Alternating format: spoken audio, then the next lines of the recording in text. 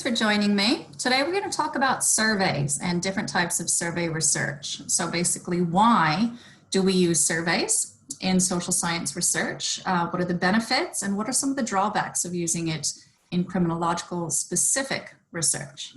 All right. So I'm going to share my screen.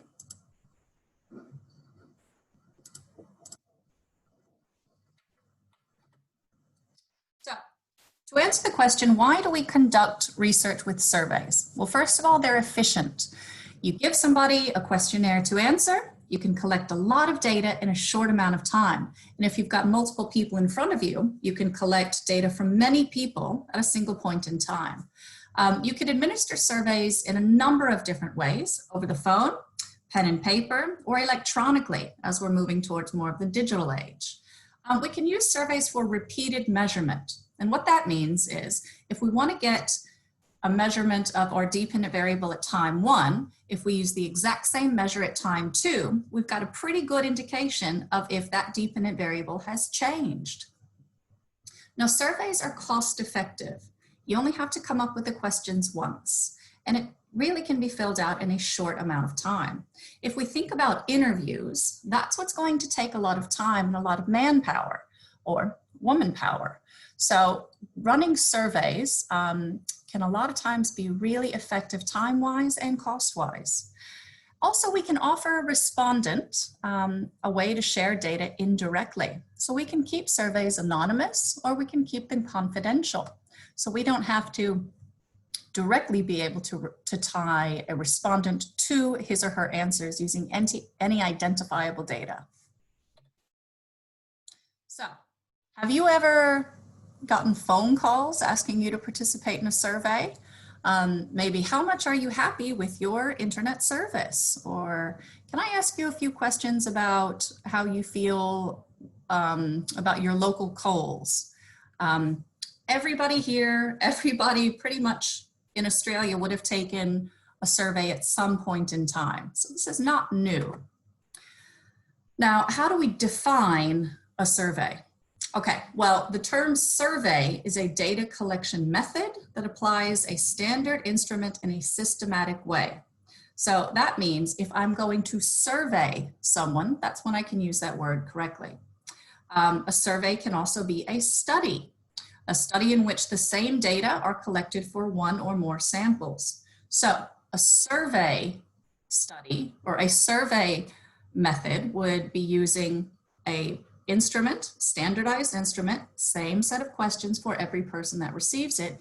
You can do it over multiple samples, multiple sites, over a large number of people, okay? Now, you might ask, well, isn't a survey just a set of questions? Well, we kind of tend to call that a questionnaire.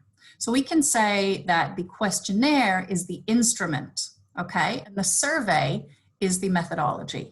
All right, so sometimes we use those terms interchangeably, but they do have two specific purposes. The questionnaire is the actual piece of paper or the actual set of questions you might fill out online, whereas the survey would be describing the actual methodology that we're using to collect that data, okay? So what are surveys? Well, you probably know from experience filling one out. Several questions or items. You might have to say how much you agree or disagree with something. You might have to rate a perception on a scale. On a scale of 1 to 10, how much do you think blah, blah, blah. So these are very common survey responses. In survey research, the people that participate, the subjects that are ending up in our study are often called respondents because they're responding to your questions. Now, like I said, surveys can come in several different forms, written or electronic. Obviously, electronic surveys are going to be more efficient when we're analyzing them using statistical software. We can start with Excel and then move all the way up to more sophisticated statistical software like SPSS, SAS, or even R, okay? These are statistical software packages that you'll learn about in your course on statistics. Now, a written survey, we can take that and use research assistants to look at the answers directly written on a survey and input them into an electronic format. So it's kind of adding an extra step in there.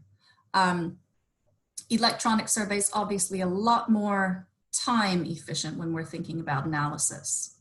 Now, they could be questionnaires, or a survey could also come in the form of a research administered interview. So this means that I, as a researcher, might stand with my clipboard and say, do you mind if I ask you a few questions? And then instead of letting the respondent read and answer the questions themselves, I would ask the questions and then denote responses on the paper myself. So we call that an interview administered survey, and that's kind of building some rapport with your respondent. However, it kind of takes away some of the confidentiality, the anonymity that people like when they're filling out surveys, but it just depends on the actual purpose of your research, what methodology you're going to use. Now, why are we talking about surveys when it comes to criminology research? Well, because a lot of data, a lot of empirical studies that we use in criminology use research surveys, or use surveys as their research methodology.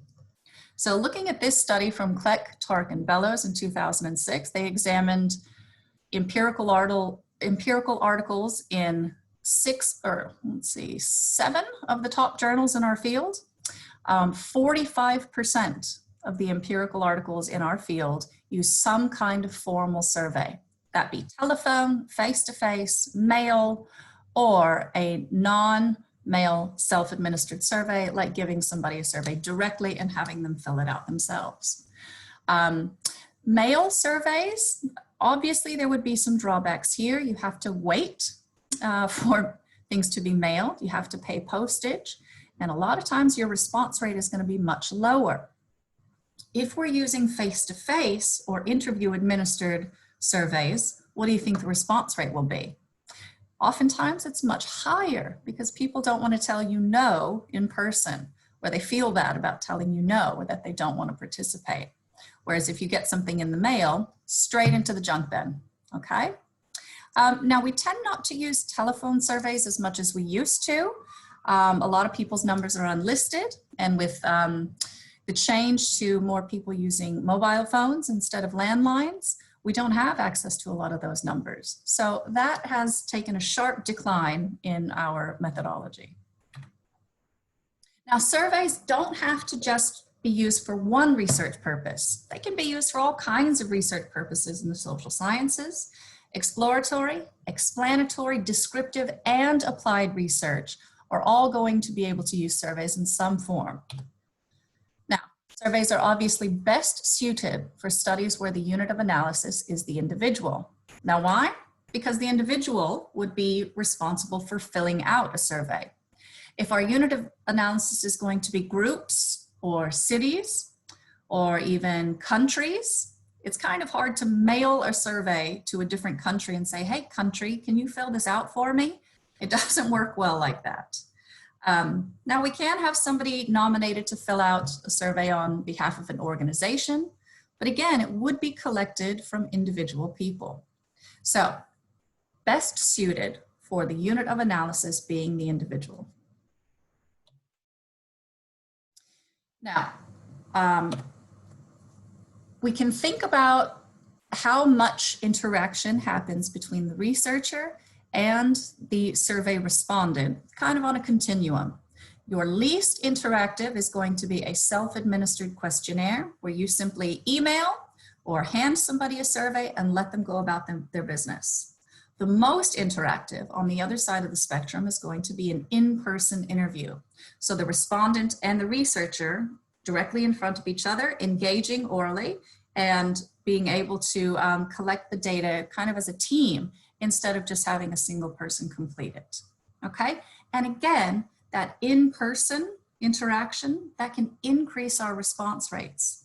However, it can decrease how many we might get because it takes time and we have to hire people to be research assistants and collect that data. So you have to weigh up what your purpose is of your study, how many people you want to get into your sample, and what the ultimate best data collection technique is going to be for you. Now, in all of these, in all types of survey research, data is collected by asking people a set of predetermined questions. So that means we're not walking in and making up what we're going to ask on the fly.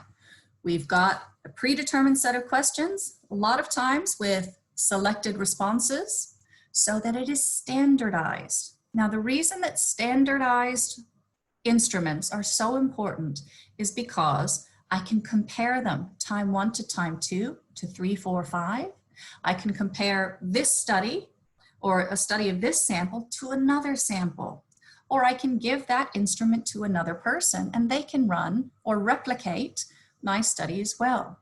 So by having a predetermined set of questions, I'm already adding in an element of validity, okay?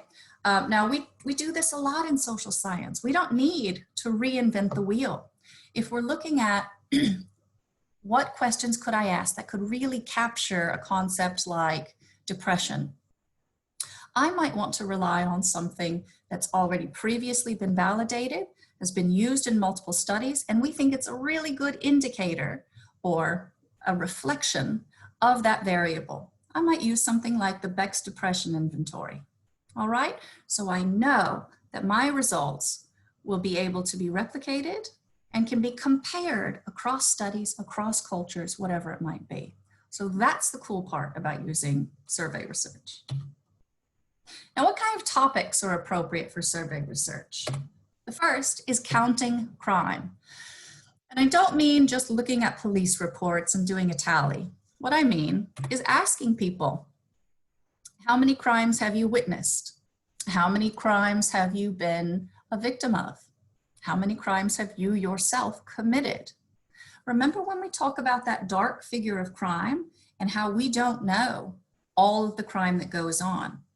If we ask about it in a survey form, perhaps it can shed some light on that dark figure, and it can give us more information about that previously unknown number of crimes that have been committed. Okay, there's no other way we could get information about that unless we ask. Obviously, there are some shortcomings to using survey research for counting crime because perhaps using police data would be more efficient. I don't know how many people I'd have to survey to get a good picture of how much crime is going on in our specific city. Also, people could suffer from what's called recall error. They might remember things differently than how they actually happened. This happens when we ask about victimization. So a person might not recall being victimized, might be a victim of theft, or they might not even know. People are also reluctant to discuss victimization, especially when it comes to sensitive topics like sexual assault, sexual harassment, fear of retribution, like in domestic violence cases. So it's not 100% accurate, but sometimes it's all we've got, and it's the best approach that we're going to get. Now, self-reports. So asking people all kinds of questions about their experiences, their outcomes in particular cases, like in court, how they view particular elements of the justice system. This is a really good topic to use survey research for. Now, anytime someone's asked to give information about themselves, we can use surveys. Asking people questions is arguably the best way to engage in research that aims to explore why people engage in crime. Now, why would I want to do that in a survey format? Why wouldn't I want to just sit around and interview people? Perhaps that idea of confidential information or anonymous information appeals to people, especially people who have committed crimes or other delinquent behaviors, deviant behaviors that perhaps they don't want you to know about face to face. Now, we can ask a lot of times about the frequency of offending. This is great for surveys because we can immediately codify that data and put it into statistical software and be able to analyze it really quickly. We can also ask about the prevalence of offending. So how prevalent is it across a city, or a geographical area? How prevalent is it across different races, across genders? So we can even study it across cultures. So compare crime rates here to the UK or to the US.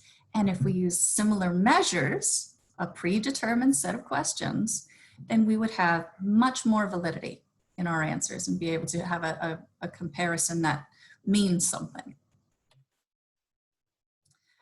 But when we're thinking about the validity of people's answers, again, there can be error in their recall. It turns out criminals aren't always the most honest people, believe it or not. People could make up more offenses than they've committed just to be able to have something to say on paper. Reluctance to report, especially when it comes to victimization, that can definitely play a factor in the validity of the information we're getting. But sometimes it's all we've got. Now, another topic appropriate for survey research is perceptions and attitudes. So asking people, how fearful are you of crime in your neighborhood? How much do you support stronger gun control policies? Do you think the courts are too lenient on sex offenders? These are all very popular issues that we ask people about their opinions all the time, especially around election times, okay? Victim surveys. We run victim surveys in America, in Britain, and in Australia, okay? So these are not new. And the only way you're going to get information about if people have been victimized, especially if they haven't reported it to the police, is by asking them. Now, in Australia, we use something called the National Crime and Safety Survey, and it's run by the Australian Bureau of Statistics. In America, the very similar survey is called the NCVS, or the National Crime Victimization Survey. We also run one in Australia called the National Violence Against Women Survey. And this is how we uncover a lot of interpersonal and domestic violence that's going on. Now, what we say about this is that we can use it to contextualize information from police recorded data. So if we're saying domestic violence is underreported, how do we know that? We can compare police data to what we're finding in these national surveys. Now, they don't have to be completely nationwide. We can focus them on certain areas like Brisbane or Queensland or the East Coast. And we can use information about victimization to help shed some light on what we need to do about it. How can we better inform policy? Well, talking to people who that policy directly affects is a really good place to start. Now, evaluation. We haven't talked about this in class yet, but we're going to get to it. A big part of criminal justice, and especially criminal justice policy research, is evaluating if what we're doing is a good idea. Is it working? Is it having the desired effect? Using survey research for evaluation purposes can be really useful. We can look at things like, has a policy changed attitudes?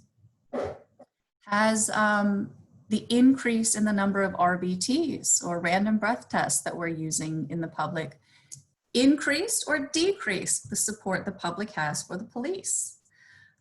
We're going to read an article this week looking at random breath tests and how the police use procedural justice to get the public to go along with it. So this is one way we can use survey research to look at evaluating a policy, a procedure, or a law that we're putting into place and what effect it's really had on the public. So I hope that you've learned a bit about survey research and methodology. We're going to talk more in class, and I'll see you soon. Thanks for joining me.